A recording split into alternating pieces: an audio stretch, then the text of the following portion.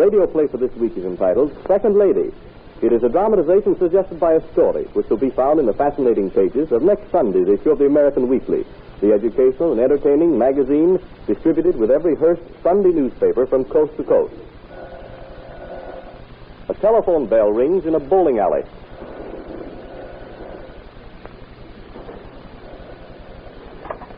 That's Malawa Bowling Alley. Butch Green hanging around there? Yeah, just a sec. Hey, Butch. Telephone. Thanks, Joe. Yeah? Butch? Sure. Monk? Yeah, listen, I got an Aljo. A good thing, huh? What's up? Meet me at 144 Harrison Street at 5 o'clock. Bring your wagon. Okay, Joe. Hey, has it got to be 5? I'll have to leave now to make it. And I got another frame coming up with Lefty Longino. You heard what I said, Butch. 5 o'clock. Or else. Okay, Joe. I'll be there. The telephone rings in a pool room. Hello? Froggy Dumphrey around? Speaking. I was waiting for your call, Monk. 5 o'clock. 144 Harrison Street. Wagon? Yeah, better bring one. Sure thing. See you at Hey, 5. Froggy. Yeah, Monk? Get this. Don't go loading up on a nose candy. Me? Say, I'm off the junk for good now, honest. Well, you better be. Don't you come around all geezed up. No, of course not. Go on, Monk. A telephone rings in an apartment. Hello? Hey, Ruby, get that G out of the apartment. What's eating your Monk? There ain't no G up here. That's the radio. Honest, here, I'll put the phone up to it. All right, Bimbo. Blow wide. Put on your Gladys rags and a war paint and meet me at 5 o'clock. You bet, honey. Where? At the same place the Chinese? Now, this is business. We're going to job a G with the noise. Now, can you remember a number? Sure. 144 Harrison. 144 Harrison. I got him, Monk. I hope you got it in your head, not on a wall. Remember, 5 o'clock on a dot. On the dot, Monk. 5 o'clock. And a few minutes after 5 o'clock at 144 Harrison Street. Yes? Dr. Chowder? Yes, come in. I'm asked you to excuse me a moment. I was on the phone. Oh, sure. Go right ahead, Doc. I'm sorry to keep you waiting, old man. My nurse is gone, and I have to answer the door myself after 5. Can I call you back? Someone's in the office. All right, Goodbye, old man. And now, young lady, what can I do for you? Do you remodel faces? Yes, I'm a plastic surgeon. Can you make a face over like a picture? Well, I've been successful in reconstructing facial contours badly lacerated in accidents. Yes. That's just dandy. I want you to make mine over. Well, there's nothing the matter with your face. Oh, yes, there is. I don't look like this, Jane. Well, let me see the picture. Here you are, Doc. Take a good squint. Why, this is Lady Darrington, the former Dolores Delroy. She lost her husband about a year ago. Right the first time, Doc. And you want me to give you the type of beauty she has? No way. You see, Doc, I want you to fix me over so as if the two of us sat right here on this Davenport. You couldn't tell us apart. Yes, but why? Why is none of your business. Well, that's the order. Can you fill it? If you mean, am I professionally able to do what you ask? The answer is yes. That's just dandy. But if you mean, am I ethically able to perform such an operation without knowing the reason? The answer is no. You mean you won't do it? That's quite correct. I won't do it. Oh, yeah? We'll see about that. Come on in, boys. The doc needs to be jobbed with the noise. Say, what does this mean? Armed men. Who are you? Shut up. I'm doing the talking. Now, listen, Doc. Get this in your idea, Pat. This little bimbo is going to be made into Lady Darrington's double.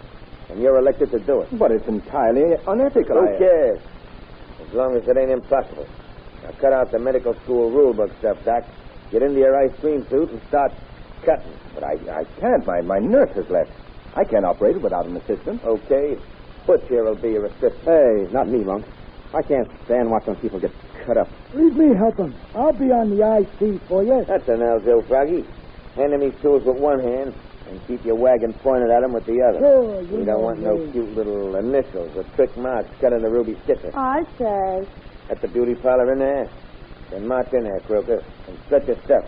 Now, you go along with him, Ruby. You too, Froggy. Me and Butch will handle the door here. I say, look here now. Shut up or I'll drill you. Come on now, get going. Yeah, Monk, you hold my purse. Yeah. I don't trust these G's with me taking the gas route. That's a smart croaker. And he heard our names. Yeah. We'll just have to take him along with us when he gets his job done. Yeah, to keep him quiet until ours is all over. What's the setup on a Darrington chain? Well, we'll take the dock with us and wait till Ruby's face is healed. Yeah? It ought to be okay by the time this little piece of royalty gets here on a visit. Sure. And when the high muckety-mucks start their social doings for her ladyship, how they'll wonder how those naughty burglars ever learned where they keep sparklers.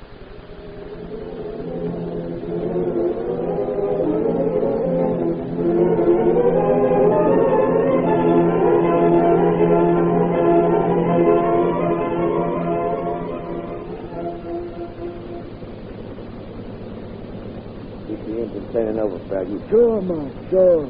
Hey, the train will be along any minute. Say, that knife push did a swell job on you, Ruby. Yeah, didn't he? Gee, every time I look in the mirror, I jump a foot. Honest, I ain't acquainted with myself yet. Say, Monk, the near that train comes a week, I guess. Maybe I can't talk like this Darrington did. Why not? She used to be in a chorus herself once, did she? Before she married the title. Hey, Monk, you sure she'll get off here? Well, I wired her to. I said, it'll be more expedient if you get off the train at East Station instead of Terminal. Stop. Footman and chauffeur will meet you with the car. Stop. License number 33419. Stop. Sorry, unable to be there myself. Charmian Vanderpile. Say, who did you say wrote that telegram? Well, I had high school Bronstein write it out, but I sent it, and I signed the hostess's name. Yeah. Say, am I supposed to go and page her up and down the car? Ah, you feebler. With that flat Adam's apple of yours, you'd wire to the first yard dick that poked his nose through the gate. Oh, is that so?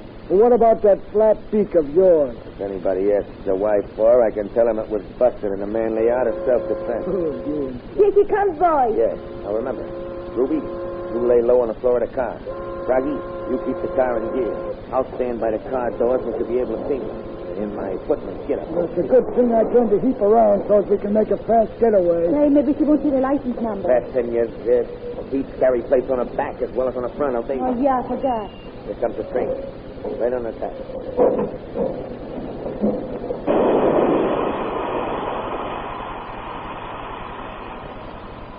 Watch it. Our ladyship's heading this way with the telegram in her mitt. Lady Darrington? Lady Darrington. Yes, I'm Lady Darrington. Mrs. Vanderpile sent the car to meet you, your ladyship. 33419. That's right, your ladyship. Allow me to open the door. Thank you. Oh, what's the Get in the car. Grab her mouth, Ruby. You bet. Come here, your ladyship. Step on it, Froggy. Okay. Drive to the hideout, Froggy. Then take Ruby down to the terminal to meet the Vanderpile. Step on it. Okay, sure.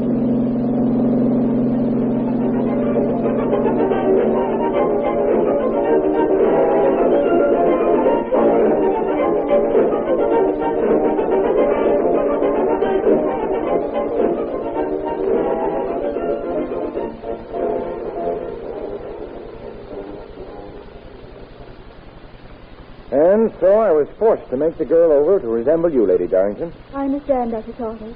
There was nothing else for you to do. And ever since that night, I've been shut up here, sort of hostage or material witness or something. They promised to release me after they pulled the robbery at the Vanderpiles. Oh, poor Vanderpile. Poor me. They can afford it. I was thinking of my practice going to ruin, if it hasn't already. If your practice is going to ruin, what's happening to my reputation, my good name, in that Ruby person's hand? Oh, I'm terribly sorry about that, Lady Darrington. Unfortunately, I was only able to fix her face, not her brain. Well, judging from what I saw of my double, you did a fine job on the face.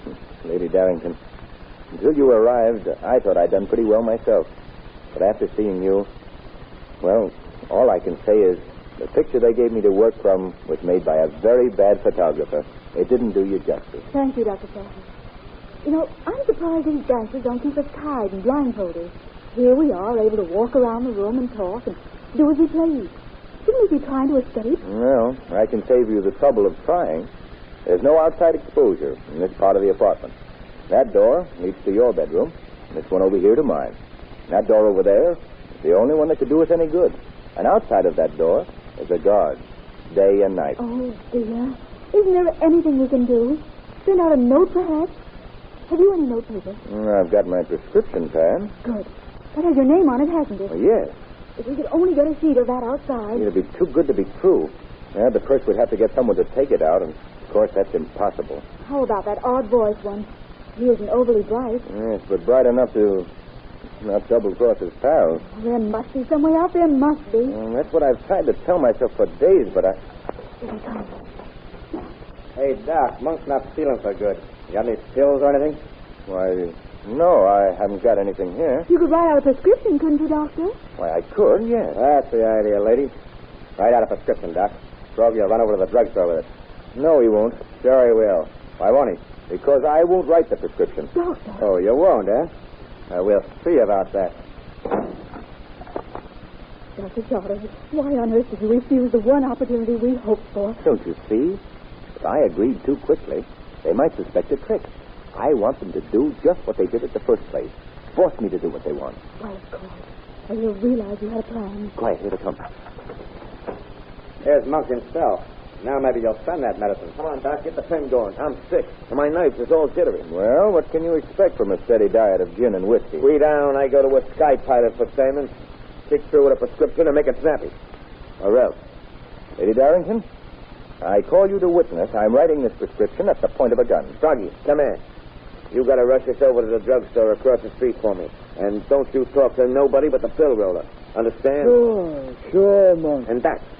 Don't you send for no coke. Froggy here's a snowbird. Oh, I tell you, I'm off the junk. Honest, Monk. All right. There you are, Froggy. You get this filled, and your friend here won't have any more jitters. Wait a second. Let me give it the dog eye. What's all this here writing? Don't look like our language. Well, all prescriptions have to be written in Latin. Yeah? What's it say? Well, it tells the druggist what medicine I've asked for and the quantity. Okay. Wait. There's a couple of things to be removed without hurting the doc's order. First, his printed name and address are his at the top. Okay. And his signature. Beat it, Froggy. Okay, I'll be back in a minute. Won't it?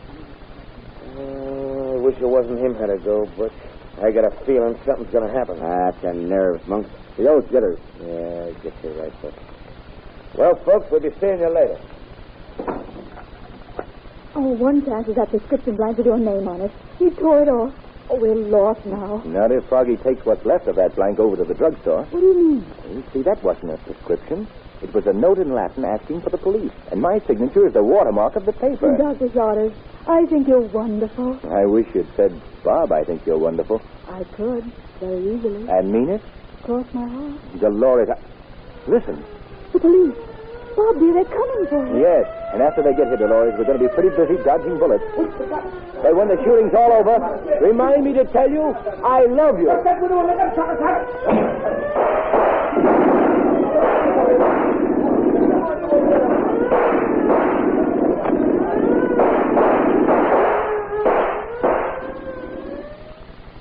This exciting radio play to which you have just listened was suggested by a story which will appear in next Sunday's issue of the American Weekly, the magazine distributed with all Hearst Sunday newspapers from coast to coast. This is Wentworth announcing and turning the microphone over to your own announcer.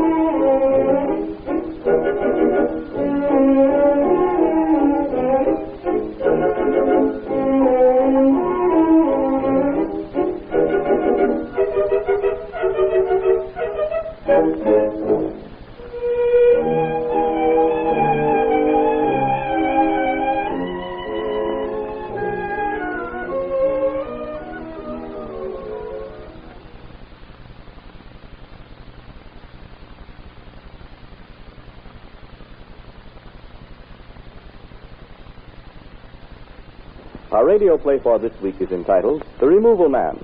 It is a dramatization based on a story which will be found in the fascinating pages of next Sunday's issue of the American Weekly, the educational and entertaining magazine distributed with every Hearst Sunday newspaper from coast to coast.